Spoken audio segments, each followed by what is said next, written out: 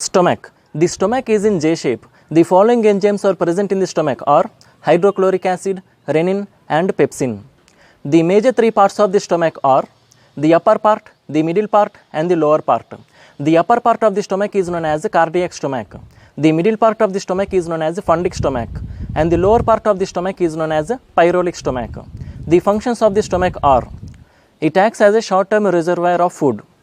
The food gets liquefied in the stomach before sending it to the small intestine. Small intestine. The small intestine is the longest part of the alimentary canal, which is about 6 meters in length. The small intestine is divided into three parts, that is duodenum, jejunum and ileum. The main function of the small intestine is the digestion process completes in the small intestine, and the small intestine absorbs all the proteins, vitamins, fats, nucleic acid, carbohydrates and assimilates these nutrients to the blood. Large intestine. The large intestine is about 1.5 meter long and the large intestine is divided into three parts: cecum, colon and rectum. The colon here again divided into three parts: ascending colon, transverse colon and descending colon. The main function of the large intestine is the large intestine absorbs remaining nutrients and water and eliminates solid waste material through anus. Saliva. The saliva is a mixture of 5 elements: water, electrolytes, serum fluids, mucus and enzymes. The electrolytes such as sodium, potassium, chloride, these are derived from the blood plasma. And two enzymes present in the saliva are salivary amylase and lysozyme. Lysozyme is an antibacterial agent. Saliva pH value is 6.8, acidic in nature. And the production of saliva is 0.5 to 1.5 liter per day. Glands.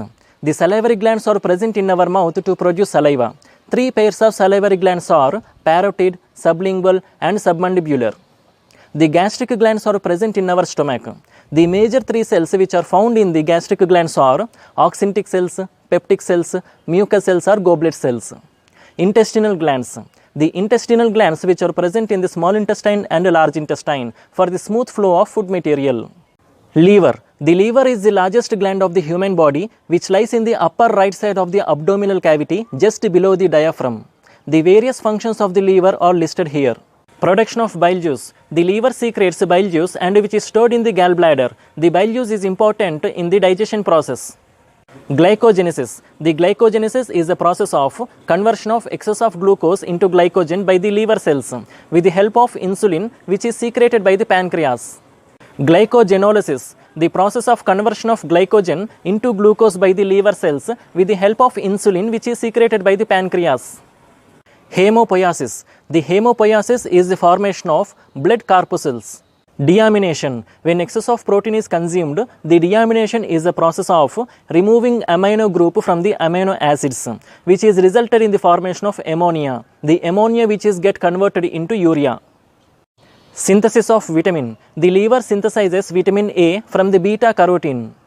Storage. The liver stores vitamin C, vitamin D, iron, potassium, copper, fats and glucose.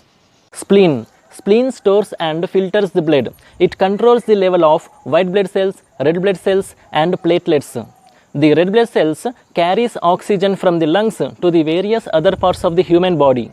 The white blood cells protects us from infections and the platelets form together when an injury occurs to the human body and which helps in clotting the blood. Pancreas. The pancreas produces pancreatic juices and fluids which helps in breakdowning the carbohydrates, proteins and fats.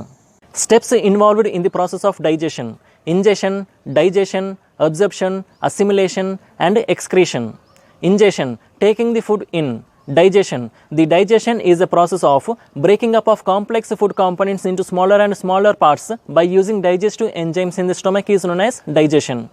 Absorption. The absorption is a process of absorbing all the nutrients from the food. Assimilation. The assimilation is a process of transferring these nutrients to the various parts of the body. And excretion. The removal of waste solid material through the anus is known as excretion.